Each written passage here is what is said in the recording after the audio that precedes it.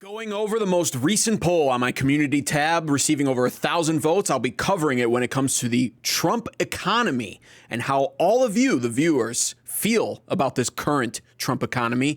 I'll be covering the results on that poll as well as reading many of your comments and discussing them. I'll then be diving into the actual reality of what's going on with this current Trump economy, what we can expect in America next year, 2026. I think a lot of it is potentially startling. You're going to want to hear it. I've done a lot of research on this one. Things might get very intense. And then finally, let's return to the topic of justice. Will we ever see any of it with this current Trump administration? I'll throw a couple of sobering reminders in your face when it comes to that one to end off this episode 17 of American Advocates.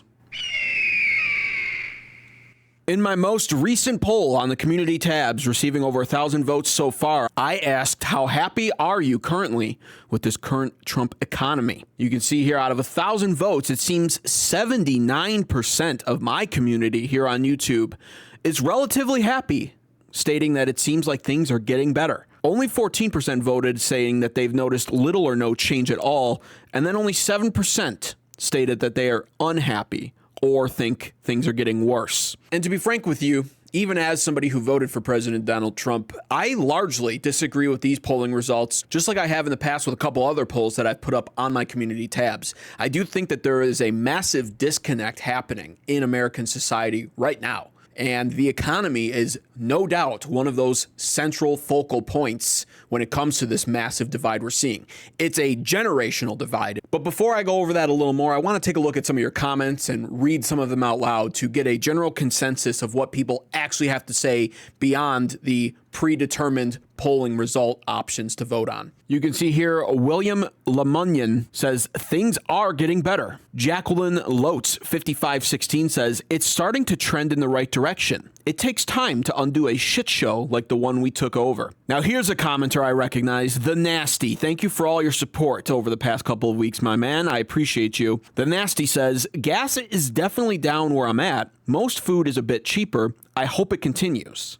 Chris Andrew, 7577, states, the closed border is a major relief. He is at the very least addressing major issues and at the most solving them quickly. I will say I partially agree with that statement. I agree with the closed border being a major relief, and not allowing illegal immigrants to run rampant in our country is a tremendous benefit. So I'm partially with you on that. Martin Baggett 1052 says, Dems want us to forget the crazy inflation caused by Biden's war on fossil fuels, literally the lifeblood of the economy. $7 gas here in California. Food went up 30% within a year. That bastard.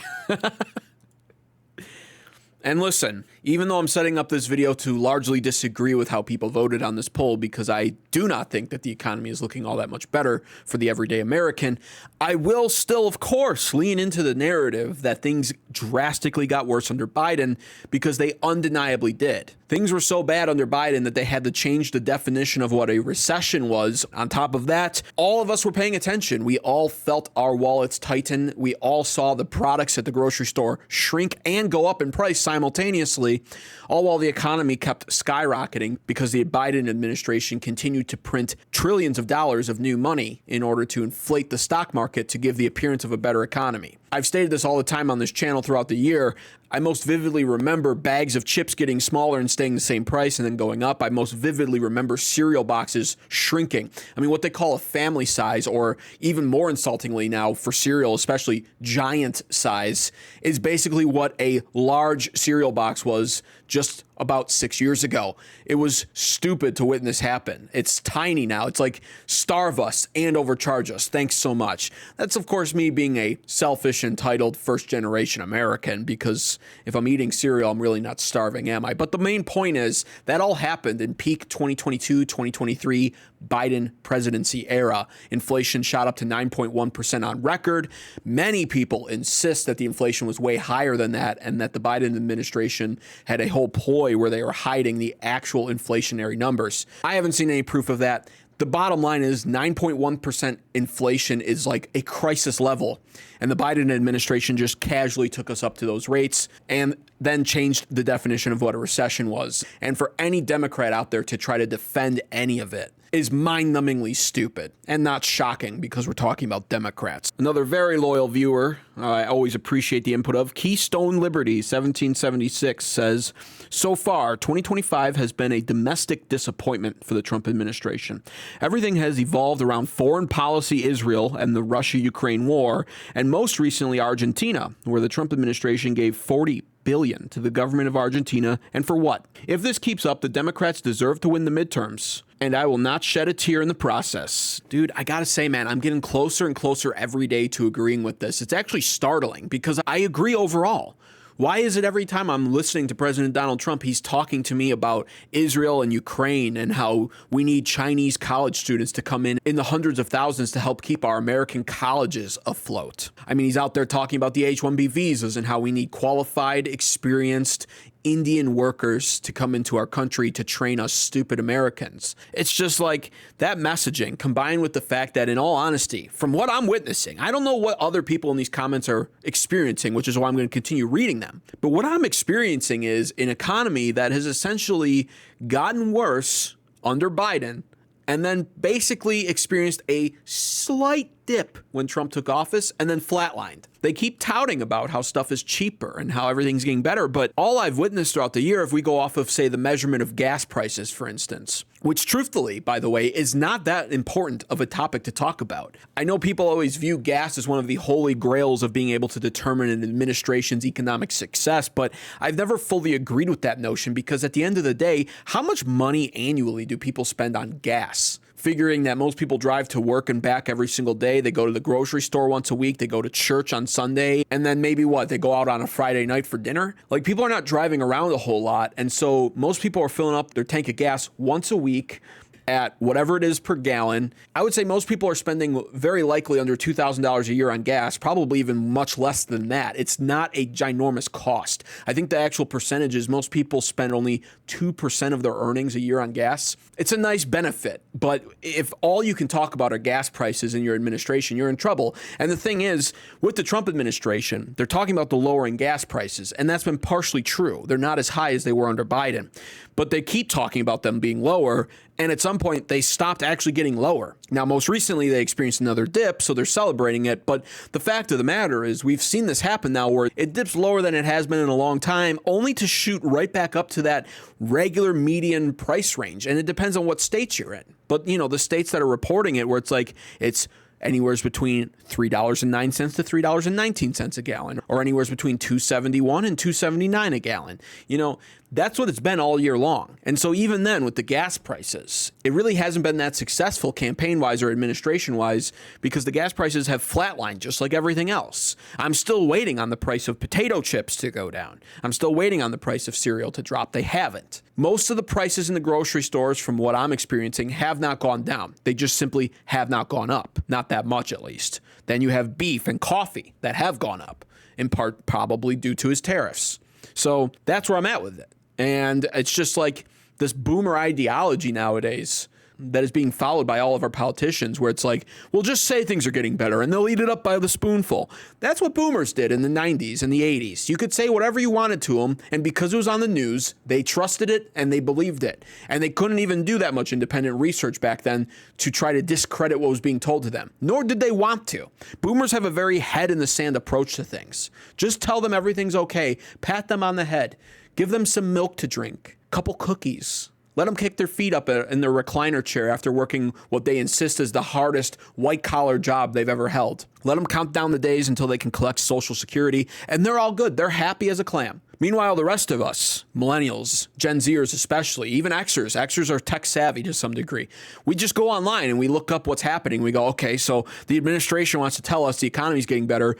It really hasn't gotten all that much better. It's very easy to discredit, but then here we are, witnessing President Donald Trump go on television still as if it's the 1990s or the 1980s and say, everything's getting better, everything's much better now, especially than under Joe Biden. I mean, he was a complete mess, that guy, but under me, everything's cheaper, everything's better. Because 30 and 40 years ago, that messaging would have worked. It no longer does, and they need to stop with the messaging, and they need to resume the plan and the actions that helps accomplish the plan of actually lowering our cost of living. Charles C. 7249 says he has been in office only 11 months and the majority of his time is spent fighting Democrat lawsuits. They aren't even in power, but are trying to make his presidency a failure, just like Biden's. 3 more years left and it will be awesome, just like in his first term. Well, thanks for your comment, Charlie C. But I gotta say, this is another example where I disagree on the idea behind why you're saying that. It's not that you're wrong, but the problem is, why?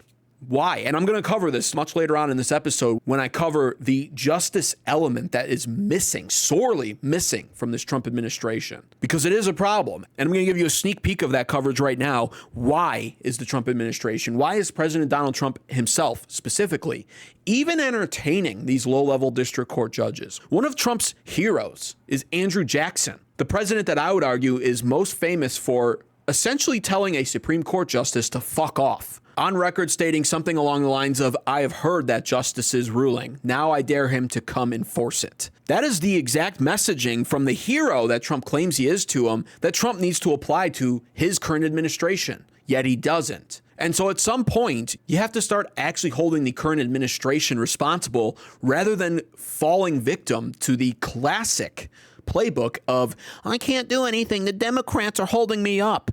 Motherfucker, the Republicans control Congress, Senate, the executive branch, and the Supreme Court. There is no excuse anymore that flies when it comes to the Democrats are holding us up from getting anything done. Where? Where are those Democrats? I don't see them. Literally, they're a minority party right now, yet they're holding everything up. Why? Because Republicans have principles. That low-level district court judge, well, turns out I guess he's the one that tells the president if he can close the border today. Turns out he's the one that tells the president if we have to take an immigrant back. I'm going to cover that later, too. No, it's not how it's supposed to work. I voted for a dictator, damn it. And so you want to cite how the Democrats are still holding us back? I think that's bullshit.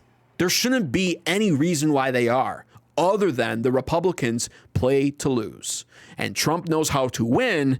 But most frustratingly, once he wins, it seems like he falls in line with the Republican politicians who literally only know how to play to lose even after they win. It's ridiculous to witness. And in my opinion, it's why Trump is losing more popularity than ever at the end of this year. Boris Karlov, 598, says, "This poll is run by bots who don't pay rent or buy groceries, gas, or utilities. Shit is expensive and it keeps going up." Well, Boris Karlov, if that even is your real name, I'm clearly not a bot. Here I am, motherfucker. By the way, Boris Karlov. If anybody's going to be a bot, Boris is quite a bot name, don't you think? Not to mention the fact that I just spent like the last, 10 minutes monologuing about how I actually disagree with the poll results, so fuck you. Joe Faria says, "Much better. Gas is $3.73 per gallon, and I'm in California." That explains why that seems outrageously high. California was up to like $5 and $6 a gallon gas, if I recall, right under Biden.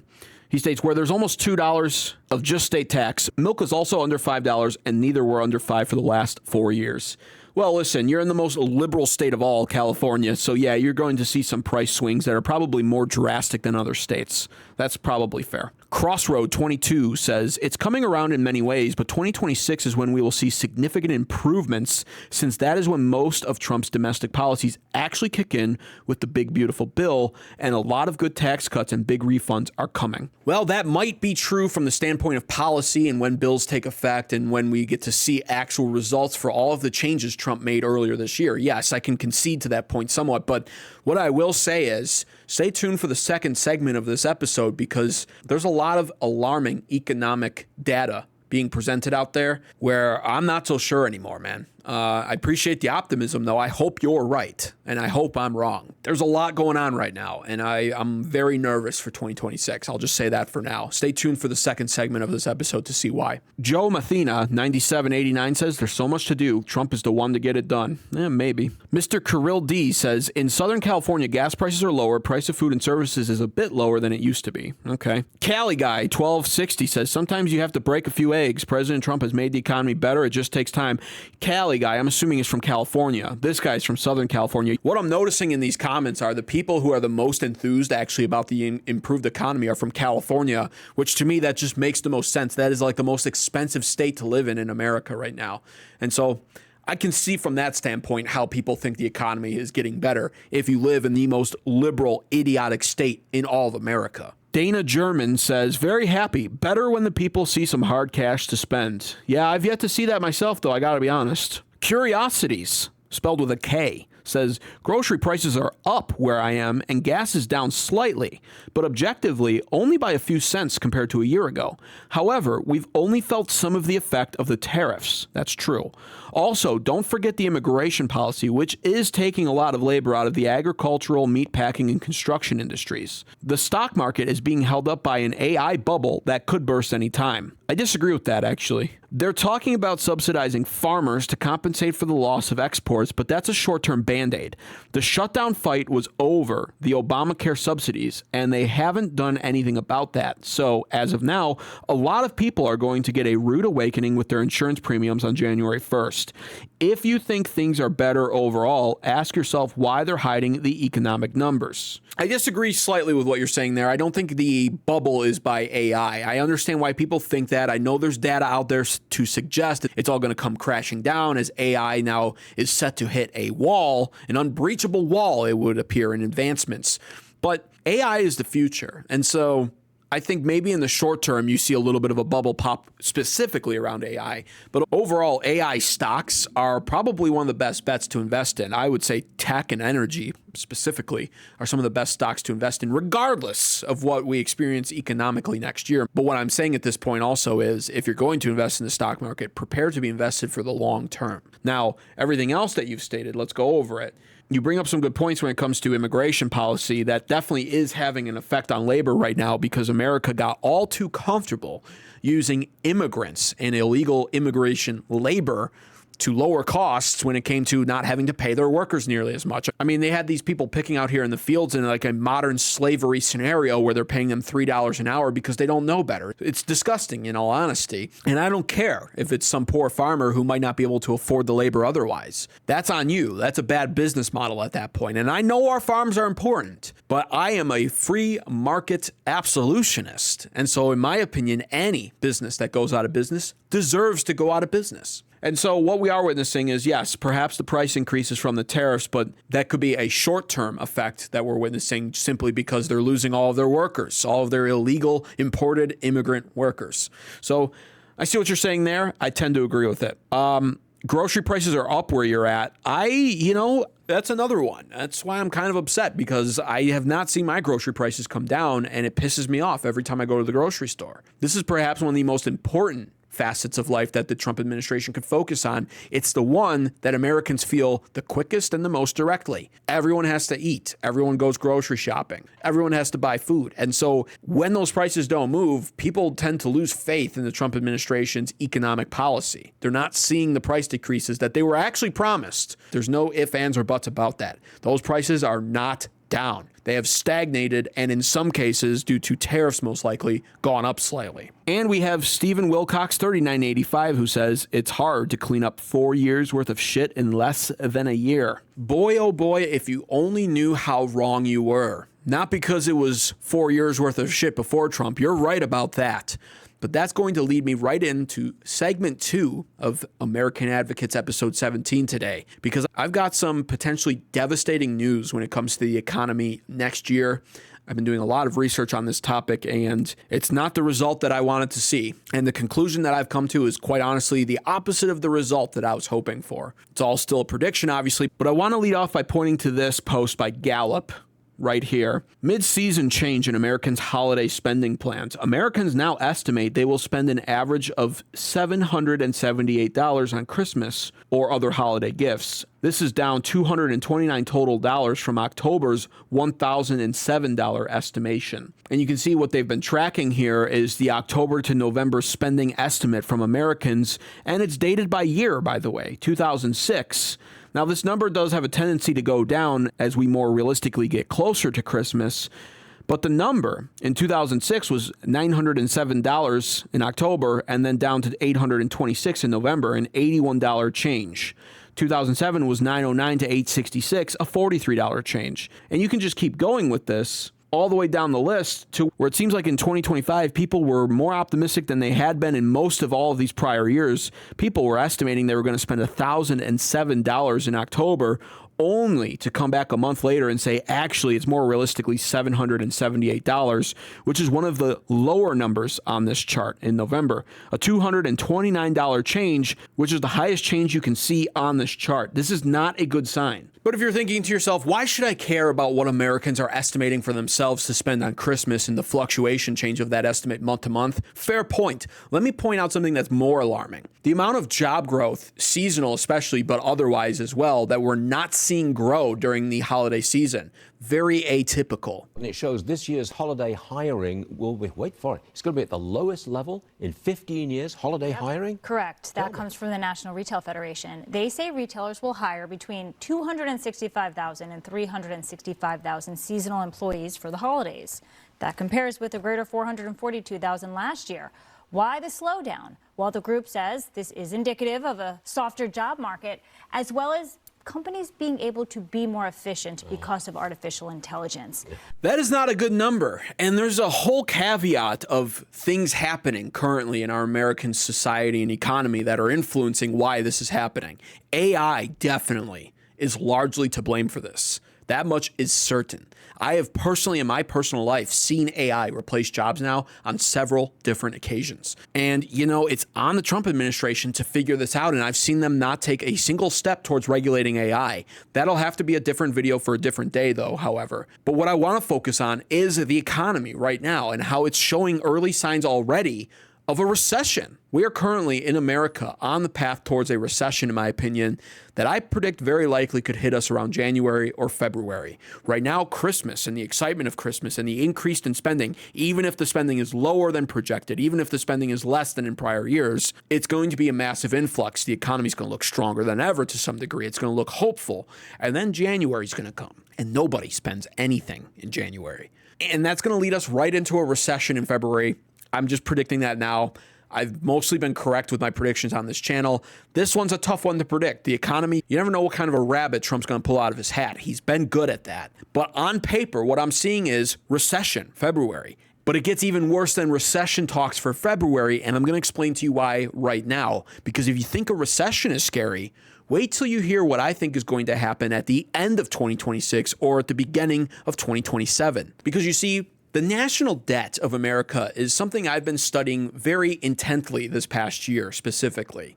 And I've come to a startling conclusion when it comes to it. Because the truth of the matter is, I desperately want to know if there's any solutions out there on how we can solve this national debt crisis, how we can fix up our economy, because the national debt is causing a massive problem for America, and it is hurting everyday Americans, despite what people want you to believe. They want you to think because we're the greatest superpower, it really doesn't matter. It's just red numbers on a piece of paper, but that is so wrong.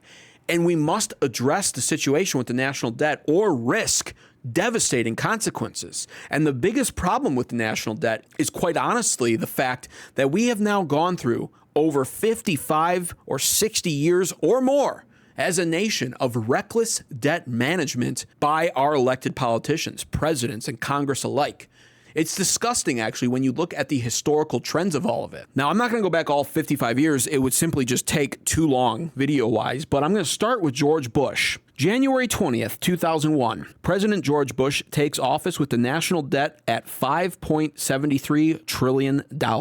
By January 20th, 2009, when President George Bush was leaving office and President Obama was taking office, the national debt was at $10.63 trillion. President Obama fulfills 2 terms in a row. And so on January 20th of 2017, President Donald Trump is set to take office.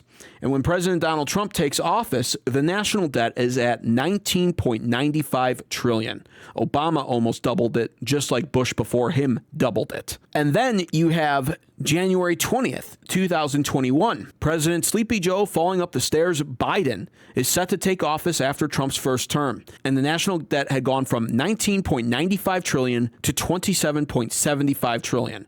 So Trump didn't double it, but he certainly still raised it by almost $8 trillion total throughout his term. And then we fast forward to present day. Once again, President Donald Trump taking office January 20th, 2025, where the national debt had gone from $27.75 trillion at the start of Biden's term to $36.21 trillion at the start of Trump's current term. And I'll tell you this right now, keep going back in time. Go to the Clinton administration, go to the George H.W. Bush administration, to Reagan, to Carter, to Gerald Ford, etc.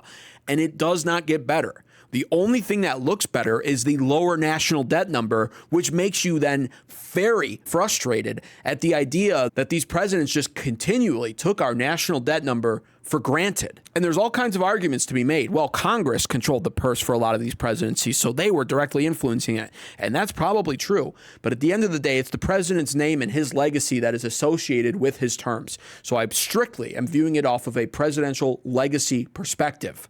And the bottom line is, all of these presidents for the last 60 years or more have completely failed Americans when it comes to a budget, when it comes to not increasing national debt. And our current national debt right now under Trump is already up $2 trillion or more because Trump entered with $36 trillion and we're now at $38 trillion. And that is why I am making this video, because I want to point out something very troubling. We are most likely heading for an economic collapse, and by that I mean a total economic collapse. I'm hesitant to use the word depression, but at this point, it has been over 60 years in the making. People will, of course, blame President Donald Trump if this economic collapse happens. Rather unfairly so, in my opinion. It's not Trump's fault. It's not Biden's fault, actually. It's not Obama's fault. It's not Bush's fault. It's not Clinton's fault. H.W. Bush's fault. It's not Reagan's fault. It's not Carter's fault.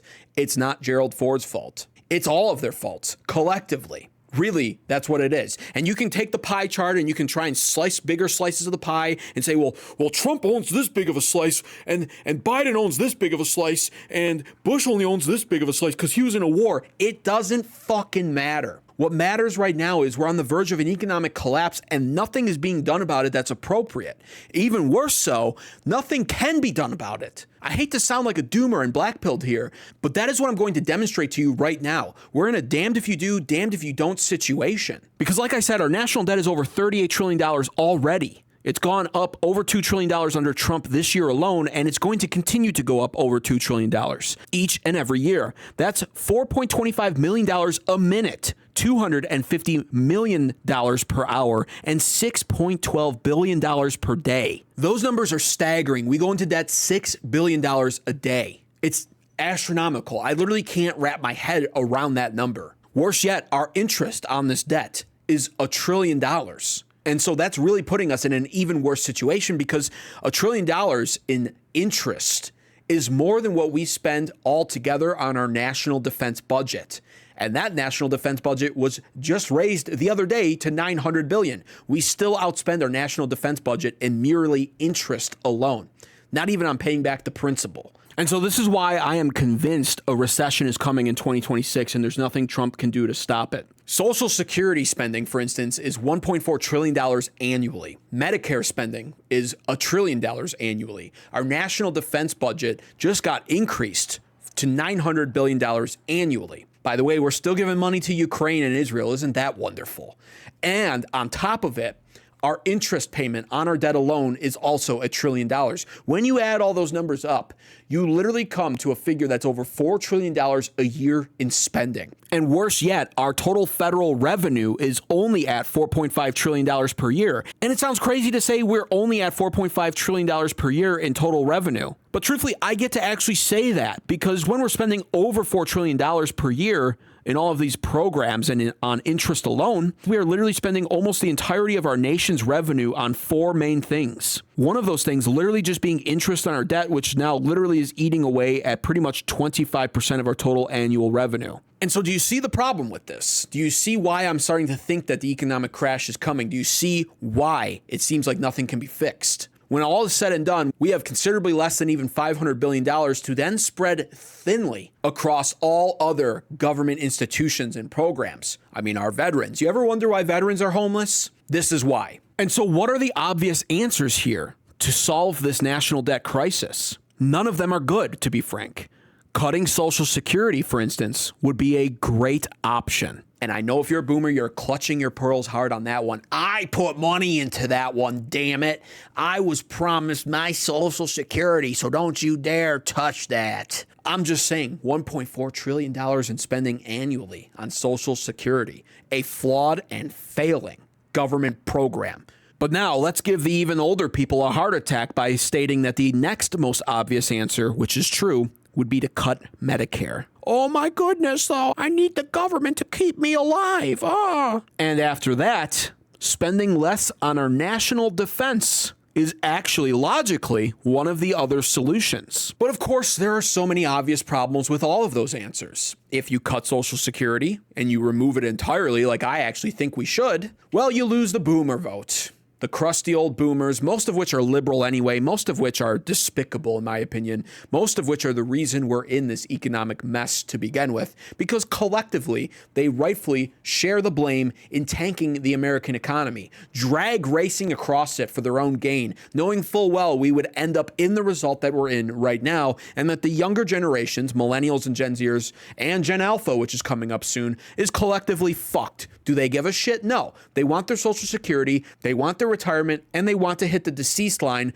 before the inevitable result hits, which is, of course, a total economic collapse. Unfortunately for them, I don't think they're going to be so lucky. I think that economic collapse is coming very, very soon. But yes, the problem is there's only really three main things we're spending the collective majority of our money on that's keeping us in so much debt. It's Social Security, it's Medicare, it's national defense, and then it's $1 trillion in interest on the national debt itself. If we could find ways to not be spending all of that, my God, we could actually start digging ourselves out of this hole. But the actual and obvious problem is no president would dare mess with any of these programs. Not even President Donald Trump, who has demonstrated from time to time that he actually has the cojones to do some good things. He won't do it. Trump is a populist. And even if it means watching our nation crumble, to be honest with you, Trump won't mess with these large deficit eating programs. And now here is the even worse part. The Federal Reserve. They're stuck. In fact, in my opinion, the Federal Reserve is trapped. That actually more accurately describes the current predicament that we're in. And, you go back in time on this channel, for instance, to all of my videos about Jerome Powell. I am heavily critical of that guy. He's a goober. He looks like the kind of guy that was bullied all throughout school. And perhaps a lot of the criticism that's been thrust upon him is well-deserved. However, I gotta admit now, I see things a little differently when it comes to the dynamic between Jerome Powell and Trump. And I'm gonna give you the spoiler alert on those two right now. Both of them are right, and both of them are wrong. That's just how fucked our economy is, though. You see, because the Fed's job is to control the interest rates, and the Fed typically raises the interest rates to actively fight inflation. And you see, if the Fed raises the interest rates to actively fight inflation, the economy will almost certainly crash entirely. Raising rates would mean an even higher mortgage payment, and millennials and Gen Z are already unhappy that they can't own homes as it is. Not to mention, you go on to feed us that bullshit about 50-year mortgages. I mean, we're not trying to be slaves for our entire life simply so we can own a cheap piece of property. But on top of that, on top of feeding us 50-year mortgages, on top of us already being priced out of the housing market as it is, if you were then to raise the interest rates even more, I actually genuinely believe a housing revolution, the likes we've never seen in American history, would break out. But higher interest rates would also mean businesses couldn't afford loans. It would mean that the stock market would plummet. Unemployment rates would no doubt shoot up as well, and a massive recession would sweep across America. And so, okay, that means that Jerome Powell obviously needs to lower the interest rates quickly and as quick as possible and as low as possible to help support Trump and the current work that he's doing on our economy to save it, right? Well, it's actually not that easy, unfortunately. I've come to find out. Lowering interest rates or keeping them low means inflation continues, and the dollar will continue to lose value, all while prices continue to rise. And so if inflation continues and our dollar loses value, we get absolutely slammed economically as the middle and lower class Americans here. You think things are unaffordable now, it would potentially get much, much worse if Jerome Powell actually bottomed out the interest rates too quickly. That's what I've come to learn in all of this. He is slowly trying to deflate everything by lowering the interest rates 1/4 point per month, which frustrates a lot of Republicans and the Trump administration. Nevertheless, I actually still believe that no matter what either of them do, with Trump, of course, stating we can't keep printing money, and with Jerome Powell stating I can't just bottom out the interest rates, I'll lower it down slowly, I don't think any approach is going to work. I don't. I think the recession's coming. And on the topic of money printing, that quite honestly is the only solution our elected officials have leaned on and been able to come up with over decades now of national debt increases. They come up with this politically correct bullshit term called quantitative easing. And all of that is just politically correct terminology to cover for the fact that essentially what it means is print more money and buy this government debt up with that money, all while decreasing our dollar value. That's why they're printing like fiends. That's why Trump has been critical of the Fed. And like I said, rightfully so. We need to stop printing more money. We need to stop lowering our dollar value and driving up inflation, but we can't. And if you're wondering why, even under President Donald Trump, the stock market has been hitting record highs. I mean, it is soaring. It's been soaring, even despite the tariffs. Yet our prices, like I stated earlier in our first segment of this episode where I covered your community poll and read your comments, our prices aren't going down all that much. This is why. It's because the printing is happening at an astronomical rate because our debt is so sky high. We have no choice but to print our own money to buy up our own debt. It's ludicrous, actually. But the problem is if Trump gets his way on this and the Fed stops printing money, our government will almost instantly go bankrupt, essentially. And this is because we have crossed the point of no return, in my opinion. If the Fed stops all the money printing, our government can no longer fund itself in its current state. And again, Trump could start cutting Social Security, either massively so altogether. He could also target Medicare. And we could reduce our national defense budget. But being the populist that Trump is, he knows none of those fiscally wise options at this point would be popular decisions with people at all. And so since none of those roads will ever be taken by any populist candidate who cares about their presidential legacy, there's only one other option that truthfully remains, and it's also not a good one. You'd have to raise the taxes. And you'd have to unjustly and unfairly tax the American people who are not responsible for this national debt whatsoever. You'd have to take their money to start paying it back. And we've all seen over decades now how our own government manages an increase in revenue and funds at the expense of taxpayers. It never does anything. You ever been on a highway in your local state and paid ridiculous amounts of tolls, gone through toll booths? That's a tax on people for traveling, which is unlawful, by the way, and unjust and shouldn't be allowed. Yet there they are, collecting our fucking money from us. And then you get off the highway and you go onto the roads that are supposed to be maintained by our taxpayer dollars, and they're shit. They're full of potholes. They're not paved over. The paint on them sucks. When it rains, you can't see the lines on the road anymore because the government cheaped out and stopped using reflective paint in favor of regular paint. Because if you get into an accident, they don't give a shit about you. They don't care about the potholes causing flat tires and ruining the undercarriage of your car. They just don't care. The money is for the corrupt politicians, not to actually be responsible with, not for fiscal responsibility, not for being used to pay back the national debt. They tax you and they claim that's what it's for, and it never actually comes into fruition. And so what's left at that point, even with somebody like Trump, is to literally give in and say, okay, keep printing the money then, keep buying up the debt, and hopefully it doesn't all go to shit during my presidency. It's what Biden did. It's what Trump did in his first term to some degree. It's definitely what Obama did as well. It's just how it's going to go right now. But the problem is it's all reaching a tipping point. And one of the largest factors that is not being discussed in the media whatsoever is the de-dollarization. Because the theory here is, by most people, yes, we're in $38 trillion of debt, but America is the world's superpower. And not are we just America's superpower because of a military might standpoint, but our dollar is integrated as the global Federal Reserve. Other countries use our dollar, which keeps the value high enough and makes it enticing for these other countries to continually bailing us out by buying up our debt. China's done it. Other countries have done it. But that thought process is now coming to an end. A rude awakening is upon us. Because despite the fact that our dollar is still powerful and influential, and despite the fact that America is the leading superpower, mostly off of military might these days, it's not going to be that way for long, at least not with the dollar value. We have gotten away with printing more money to buy up our own debt, all while keeping our dollar as the established global Federal Reserve dollar for decades now. And it's coming to an end. These countries are sick of it. They see the writing on the wall when it comes to us printing our money and borrowing against ourselves. And quite honestly, they want out. And here's what the media, or our Trump administration for that matter, won't tell you. China and Russia are working together now, and they've built an alternative payment system that allows them to trade with their own currencies and bypass our American dollar altogether. Both China and Russia are also aggressively accumulating gold as well. And even worse yet, other countries around the world are receptive of what China and Russia are doing, working together to bypass our dollar and de-dollarize themselves. They're jumping in. Saudi Arabia is now selling oil to China and accepting yuan currency as payment. So much for our global Federal Reserve petrodollar. And the thing is, no matter what President Donald Trump does, he can't stop it. He can't stop Russia and China from building this alternative payment system and from trading solely amongst themselves. In fact, Trump, in part, forced this situation to happen, along with Biden as well, who increased the likelihood of it happening by sanctioning Russia.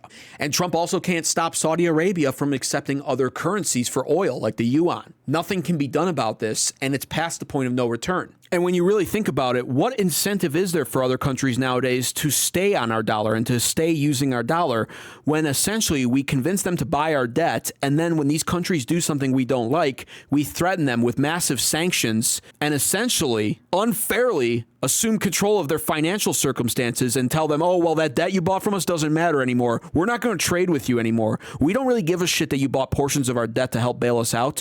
You just did something we don't like. We're done with you. If you look at it from their country's standpoint specifically, and not from the lens of being an American, it is kind of bullshit. And so now, hopefully you're beginning to understand just how dire the circumstances are. But I'm here to tell you right now, it still gets worse from here. Because yes, we're printing more money than we can justify, all to buy up debt that we continually increase on. Where our interest is out of control at over $1 trillion. Our spending is much too high. The interest rates are too high. The costs haven't come down. Jerome Powell can't fix it. Trump can't fix it. The world is moving away from our dollar slowly, and it's an unstoppable movement at this point. De-dollarization is happening. But I want to bring you back to the Social Security and Medicare expenses that I was mentioning earlier, because baby boomers are now at the retirement age, and they're set to collect on their Social Security, and they're expecting it. 10,000 people in America are turning 65 years old every single day in America, and these boomers demand their Social Security and Medicare that they paid into all throughout their working years. But there is a massive, massive problem when it comes to these programs. You see, because on one hand, no president would ever dare go against Social Security and Medicare. Every president wants to promise all retirement age workers that they will collect on those benefits that they paid into. Despite the fact that Medicare and Social Security, like I demonstrated earlier, eat away at literally $2.4 trillion of our spending annually. It's still there for them to receive, but it won't be for much longer. And this is the double-edged sword now that Trump, specifically, is going to have to deal with, and certainly the president after him. Because back in 1937, the first year that taxes began to be taken out of workers' paychecks to fund Social Security, the ratio of active American workers to retirees was 42 to 1. That means there were 42 people working for every one American retiring. But that ratio has declined and gotten worse with every decade following the implementation of Social Security. And you can see on this chart here a noticeable drop from the 1930s and 40s to 1950, where it dropped to 16.5 workers per retiree. And then 1960, 5, 1973, and a slower drop from there. But ultimately, we have now found ourselves in 2025. This graph doesn't show it, but we're at only 2.5 workers per American retiree. It's unsustainable. It's unaffordable. Social Security, one way or another, will vanish and disappear. And so, like I said, on one hand, you have all the politicians fighting to keep it around because it's so unpopular to move against Social Security, despite the fact that it eats away at so much of our annual budget here in America. On the other hand, there's an inevitable collapse of Social Security in and of itself that's going to occur. And there's so much that goes into this. AI is taking jobs away. AI doesn't pay taxes. AI won't fund Social Security as a result.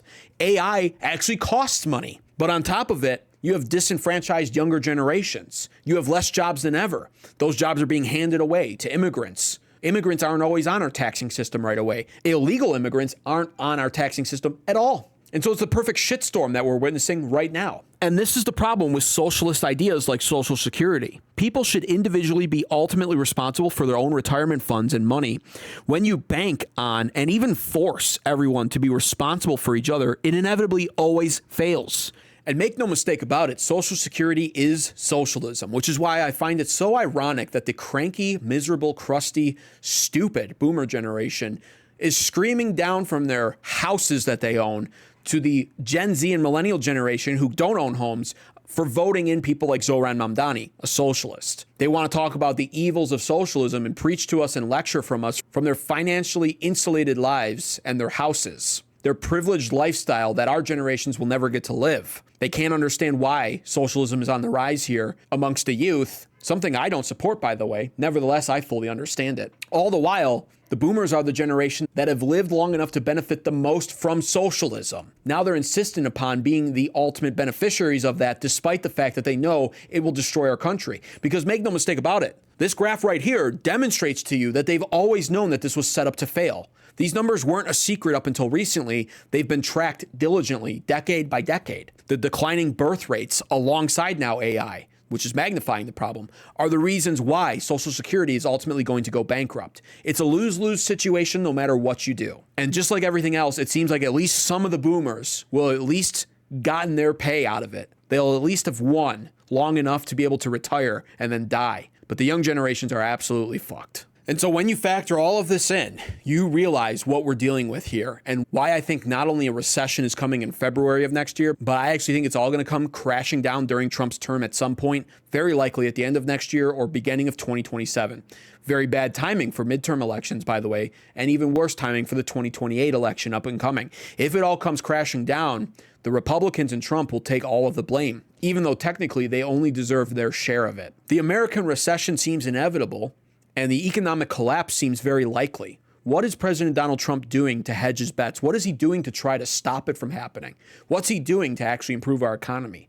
I want to give Trump some credit here. I've been very critical of him over the last couple of months. I think he's too enwrapped in foreign policy. I think his focus lies on things that just quite frankly don't matter, which is why he's losing the youth vote. But he has made some absolutely brilliant moves that people either aren't giving him credit for, aren't recognizing at all, aren't aware of, or even worse, think are bad ideas. For instance, his tariffs. Maybe now you can understand why the tariffs might actually be a good idea after all. They're very unpopular, even with some Republicans. But these tariffs serve so many incredible purposes. Not just when it comes to wielding geopolitical power and even fighting our shadow war against China without having to use a single bullet, but when it comes to essentially finding a way to generate more revenue for America, tariff revenue might be the answer, at least in part.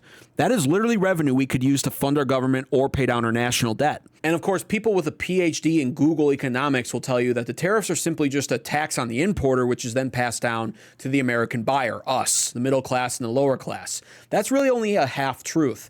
I've made several videos on the Trump tariffs and how and why they actually potentially could be great for our nation. Some tariffs, at the very least, are very good. Even some Democrats, I've heard, support tariffs against China, for instance, for geopolitical reasoning. But when it comes to all of these tariffs, what you see often happen is the importer eats the cost. And I've been saying that for a long time on this channel, and I've been laughed at by nonsensical, idiotic liberals who insisted that these tariffs within a month or two were going to bankrupt our nation. People were literally predicting a Great Depression by August of this year. It didn't happen. In fact, articles have come out trying to explain this. Money Watch, 4 reasons why the Trump tariffs haven't caused U.S. inflation to soar. Despite a barrage of new imposed tariffs by the Trump administration this year on dozens of U.S. trade partners, the prices of goods and services across the U.S. have defied many economists' expectations and remained relatively stable. Imagine that. This is because it's not a guarantee that the buyer actually pays the tariffs. The cost isn't passed down to us all the time. Sometimes because the importer actually eats the cost in order to stay competitive in the free market.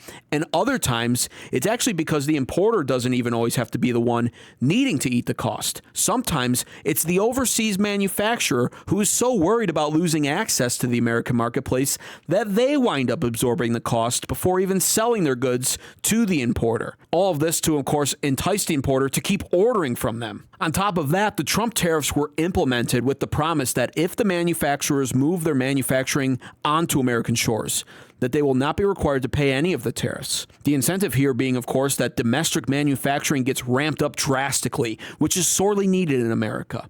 And if this continues to happen, our U.S. economy obviously will improve for a number of reasons. Reasons like more potential jobs for American workers. Domestic manufacturing, after all, is great for the American economy. And for the manufacturers who can't or won't reshore to America, what are we going to do? Well, we're going to continue to tariff them. We're going to generate the income one way or another that could potentially help alleviate our national debt if a proper budget is created and adhered to. And you can see right here, this is tariff revenue collections on this chart. The revenue has climbed drastically. as opposed to last year under Biden. We collected just $79 billion. Under Trump, as of October, we've collected $205 billion. Trump has doubled the amount of tariff revenue we've been collecting. And that's just from October. The year's not even over. And these are most of the reasons why the Trump tariffs are actually brilliant and why I actually support them. Potentially, they're an incredibly useful tool to be able to start paying back our national debt. Countries want access to our American free market. And despite the fact that, of course, we're going through de-dollarization and there's a lot of stuff happening that's very troubling for us, at the end of the day, America is not only the military superpower of the world, but America is also the greatest free market of the world. That hasn't changed. Every business, or most of them at least, want to do business with America and want to be able to sell to us. They want access to our marketplaces, and they are willing to pay the tariffs in order to get it, meaning that the manufacturer, like I stated, will oftentimes eat the cost, or our importers will. And worst case scenario, it does get passed down to us. Coffee prices are up and beef prices are up. But guess what? Unlike an income tax, unlike a property tax, unlike a travel tax in the form of tolls, tariffs are not a guaranteed tax on the American people. But they do guarantee an increase in revenue like a tax would. That's why Democrats have loved them too. Democrats, if you go back into the 90s, it was the Democrats who were talking about rebalancing global trade. They were the ones talking about how we need to put tariffs back on China and other countries. They just didn't have the balls to do it back then. Trump's the one who came along with the massive cojones and said, we're doing it. And he's done it. Now, the unfortunate part is we've gone through, as a result of that, 40 plus years of a global trade deficit with all these countries, massive imbalances that weren't checked by us. We just allowed them to happen. So there's a lot to atone for and account for when it comes to these other countries. And Trump needs to remain strong on his tariff stance. Less flip-flopping on them is what I personally would like to see. But I think they need to stick around. I think they're one of the better bets when it comes to at least mitigating how disastrous the incoming recession and economic crash will be. But we'll see, because another factor is the Smoot-Hawley tariffs. People reference those all the time. And the fact of the matter is, the Smoot-Hawley tariffs didn't cause the Great Depression, but they were implemented 1 year after the Depression hit. And essentially, they were implemented as a last-ditch effort to dig ourselves out of the Depression and prevent it from getting worse. But the problem was the timing. They were implemented too late, and they made the Depression way worse. That's just the reality of it. So are these Trump tariffs being implemented too late? Unfortunately, we have no choice but to wait and see. But I want to talk about one more brilliant thing President Donald Trump has done this year to try to save the American economy. He gets no credit for this. This is barely ever talked about, but it is so important. And that is literally him signing the Genius Act. And GENIUS is an acronym in this act. It stands for Guiding and Establishing National Innovation for U.S. Stablecoins. And this Genius Act is perhaps the most brilliant strategy Trump's economic advisors and team has put forward and implemented so far, even better than the tariffs. And this is all centered around what I've talked about earlier about the de-dollarization globally, the effort from China and Russia and Saudi Arabia as well to move past our American dollar. The administration won't openly tell us it's happening because they don't want to cause a panic amongst investors and American citizens alike. So our media doesn't cover it. It is happening, though. You can Google it for yourself. It's out there in the open. Other countries openly talk about this. And so with that knowledge in hand, with Trump understanding that he can't step in and tell Russia and China that they must go back to using our dollars. He just can't do it. Nor can he go to Saudi Arabia and say, hey, stop selling your oil to China for yuan. You must sell it to them for US dollars. Our petrodollar, damn it. He can't do that. So what he's figured out is he has to allow that to happen, but he doesn't have to allow de-dollarization to be finalized. He doesn't have to make it easy on them to accomplish this mission of de-dollarization. So with the Genius Act, President Donald Trump has actually decided to step into the 21st century with our American dollar. Because you see, our US dollar used to be backed by something. First it was gold, but then we were taken off the gold standard oh so stupidly. And then we drove it into oil instead, and it's the petrodollar now. It's how we refer to it essentially. But now that that's changing, the question is begging to be asked, what now? Where do we move our dollar to maintain its value, to try to keep it as the established main form of currency used globally? And the answer is cryptocurrency. The Genius Act was signed into law by President Donald Trump on July 18th of this year, 2025, and it's become the first major federal framework for regulating stablecoins. And stablecoins are cryptocurrencies that are pegged in a 1-to-1 ratio in value with the US dollar and backed by reserves like cash or short-term strategies. You can see here, what is a stablecoin? It's a cryptocurrency meant to keep a constant value. Unlike what we we see with Bitcoin and Ethereum, where they're constantly fluctuating. Stablecoins, it's literally in the name. And since it's pegged to our dollar in a one-to-one value, a stablecoin is always worth $1. And these stablecoins are being backed by not only our US dollar, but by gold as well in some cases. And that is why this Genius Act is the most brilliant economic decision that Trump has made by far in 2025, I believe. Because by mandating dollar-backed reserves, the Genius Act hedges against the global shift towards cryptocurrency as a future store of value and medium of exchange, ensuring the U.S. dollar's dominance. You can see here, what does the Genius Act establish? Stablecoins must be 100% backed by cash and short-term U.S. Treasury bills. Monthly reserve disclosures and annual independent audits become mandatory to ensure there's no funny business going on. We don't want Fort Knox 2.0 with stablecoins. And both banks and non-bank financial institutions are now allowed to issue stablecoins. Cryptocurrency isn't going away. And so that's what I find ironic about all of this is now that China's been stockpiling gold, Trump is trying to screw them over once again by saying, you know what, gold is so 1900s. We're in the era of cryptocurrency now, which it appears we might be. This is a risk. This is a bet on Trump's part. But if Trump is right, and if the world continues to move to cryptocurrency, digital currency, then this very likely could wind up keeping our US dollar the globally recognized Federal Reserve dollar. Now, the $250 billion current stablecoin marketplace is just that. $250 billion is small. It's not enough for you to point at and go, that's going to save the US dollar. But it is rising. Cryptocurrency use is on the rise. More and more countries are only going to continue to embrace the use of cryptocurrency, going to continue to allow their citizens to use cryptocurrency. And they're going to want something safe when it comes to implementing it in their countries. What President Donald Trump essentially has done is said, hey, I created this. It's safe. It's consistent. It's always the same value. Don't waste your time on Bitcoin and Ethereum. Get these stable coins. That's what you want to transition to for digital currency. It's going to be very appealing to a lot of countries. And if it's embraced widely enough, the market cap will increase drastically. And if that happens, all of a sudden, we might not find ourselves in the same economic trouble that we're currently in. But it is a risk. It is uncertain. And so what I want to know at this point is, what are your honest thoughts on our economy? What do you think is very likely to happen? I think certainly we're in a lot of trouble. I don't actually think that even should be up for debate. But if you want to try to debate me on that, leave a comment down below with what your thoughts and opinions are on all of this. Thanks so much for watching.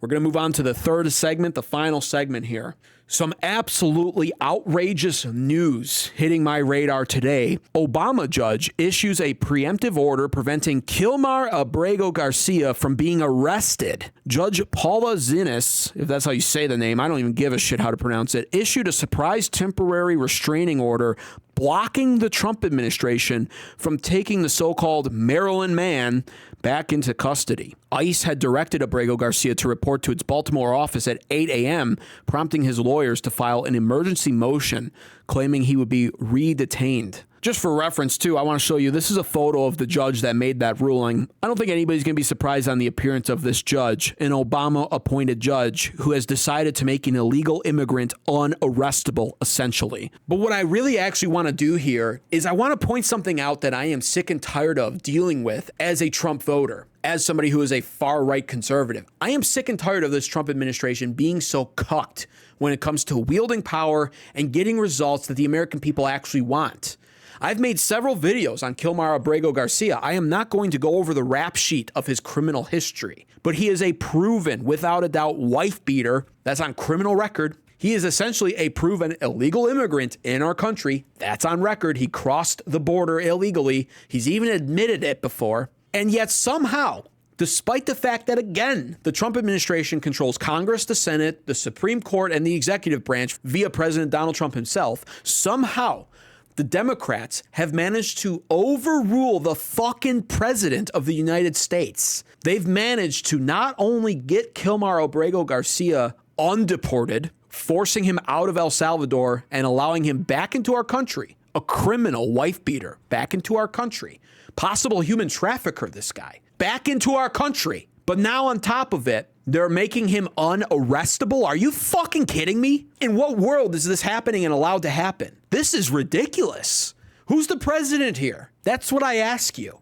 Are you not tired of this yet? Are you not tired as Republican voters being the victims? We're not supposed to be the victims. It sounds whiny and victim-like to even complain about this, but yet, what am I supposed to do? I didn't vote for this. It's supposed to be the liberals and the Democrats that are the victims. But the Republicans nowadays just seem all too good playing the victim card and just pointing the finger at Democrats. Well, we couldn't get it done. Look at the mean old Democrats. It doesn't make sense. And in case you're looking for a better example of how cucked President Donald Trump is and his entire administration, not only is Kilmar Abrego Garcia undeported, where he was sent back into America and forced to be received with open arms, not only is he now unarrestable, but now he's out here giving speeches about fighting the American government. Sobre todas las injusticias que ha hecho este gobierno. I stand here today with my head held up high, and I will continue to fight and stand firm against all of the injustices this government has done upon me. And you know, at this point, why the fuck not? Why not just give those speeches, right? Because what he's been taught, this scumbag wife beater, possible human trafficker, illegal immigrant for sure, what he's been taught is there's no consequences here in America. So why not take a stand against this pussy bitch ass fucking weak piece of shit government? This Trump administration that's cucked beyond belief, cucked to low-level district court judges who they refuse to ignore, who have ultimately no say or power over immigration and over foreign policy, yet somehow always find their way into the spotlight, bossing around President Donald Trump and telling him what he can or cannot do with our U.S. military or with illegal immigrants in our country, invaders in our nation. Why not? Why not go public with this? If I was him, that's what I would do. The Trump administration is literally almost begging to be overthrown. They're pathetic. And if you want to see some even better examples of how cucked they are, a grand jury has refused to indict Letitia James for a second time, 3 times total when you count one judge who also rejected a weak mortgage fraud case, as James now is blasting what she calls a weaponized justice system. 3 strikes and the DOJ's out. A federal grand jury in Virginia has again refused to indict New York Attorney General Letitia James, dealing a major blow to a high-profile mortgage fraud case. And let me tell you something about Letitia James and mortgage fraud. I looked into this independently and did hours of research on it. She is so very likely guilty that it makes me sick that this current incompetent Trump Department of Justice can't get the job done. And for record, again, you want to know how cucked the Trump administration, particularly the Trump Department of Justice is? She has now escaped 2 indictments. 2 grand juries have refused to indict her when 99.6% of all cases presented to grand juries result in an indictment. The chances of the same case being brought to a grand jury twice and failing are 1 in 40,000. This Trump DOJ is literally a joke. And let's not even forget about James Comey. What's going on with that guy? He got to walk in and out of a courthouse of his own accord. Meanwhile, in the Biden regime, Trump administration officials were frog-marched in leg shackles and handcuffs and all kinds of bullshit. James Comey, he came and went, pleaded not guilty, case dismissed, no problem. Goodbye, Comey. Go back home. Go back and walk on the beach and see what other seashell formations you can find. Per Politico, a judge blocks prosecutors' access to James Comey's lawyers' emails and data. The system is defending Comey, and Pam Bondi is too weak to do anything about it. A court says government's retention and use of law professor Daniel Richman's data appears to have been illegal. A federal judge dealt a setback Saturday to the Trump DOJ's effort to re-indict former FBI Director James Comey, blocking prosecutors' access to key evidence from email accounts in a computer belonging to close Comey friend and attorney Daniel Richmond. And hey, what about Senator Mark Kelly? You know, the leader, basically, the face of the seditious 6, who irresponsibly and dangerously almost created a national security crisis by creating a video with 5 other treasonous Democrats where they implored our U.S. military to use their discretion and disobey potentially unlawful orders from the president, when in fact in the military it is literally stated that all orders handed down by the president to the military are presumed lawful and therefore must be abided by and obeyed, at least initially. Irresponsible. Could have caused a national security crisis. Could still potentially cause that, by the way. You never know with some of the unstable people in the world. Inevitably, some of them breaching our U.S. military. You never know what people are going to do down the road. Just because nothing happened within the first week of his messaging being put out there doesn't mean we won't see anything disastrous occur, likely in part at least, due to the seditious 6's messaging. What's going on with Mark Kelly here? Is anything happening? Well, Secretary of War Pete Hegseth gave a December 10th deadline for the U.S. military courts to decide what Mark Kelly's fate should be. And as of right now, I've heard nothing. It is now December 12th, and there's nothing. And I did manage to find this article. The Navy apparently has delivered a report to Hegseth on the potential punishment for Senator Mark Kelly over illegal orders. But it doesn't look promising. It was not immediately clear what recommendations were included in the report. A spokesperson for Kelly told CNN in a statement that the senator was never notified or contacted about the Navy secretary delivering a report at Hegseth's request, and reiterated he will not be intimidated by the defense secretary, Pete Hegseth, or by President Donald Trump. Senator Roger Wicker, a Republican who chairs the Senate Armed Services Committee, said Thursday it's not appropriate for the military to try to punish Senator Kelly. When asked by CNN if it was appropriate to do so, Wicker shook his head. And after a follow-up question, he replied, "You asked me that question, and my answer is no." Kelly could be recalled to active service and court-martialed because of that status, but doing so over his role in the video would be extraordinary, legal experts have said. I mean, what do you honestly expect to happen here? Do you really think that we're going to see justice all of a sudden over Senator Mark Kelly? Or do you think it's more likely that it's a slap on the wrist just like everything else? Just like every other offense we've witnessed over this past year has been dealt with. A slap on the wrist for James Comey, who had to have his day interrupted so he could go plead non-guilty in a court. A slap on the wrist for Letitia James is all this is going to wind up being for her mortgage fraud and her weaponization of the law against President Donald Trump under the Biden regime. Her days have been interrupted by the process. The process is the punishment. Not really. The punishment is the punishment, and it doesn't look like it's going to happen. And I can all but guarantee you that it's going to be pretty much the same thing for Senator Mark Kelly. They've dragged his name through the mud. They've tried to embarrass him on social media, and they're dragging him through the process. Ultimately, though, the result will be the same. Pretty much nothing. That's what I'm betting on. But let me know what your views, your thoughts, and your opinions are on all of this. Do you agree with me? Do you think this current Trump administration and Trump Department of Justice is absolutely cucked beyond belief? Do you share my take on the fact that it is pitiful that the Republicans have the mandate that they have all year long and have gotten next to nothing done, especially when it comes to serving justice on behalf of the American people? It is far too late in this year for us to have gotten no results whatsoever. But yet here we are. It's almost Christmas, and we've been given nothing. Thanks so much for watching.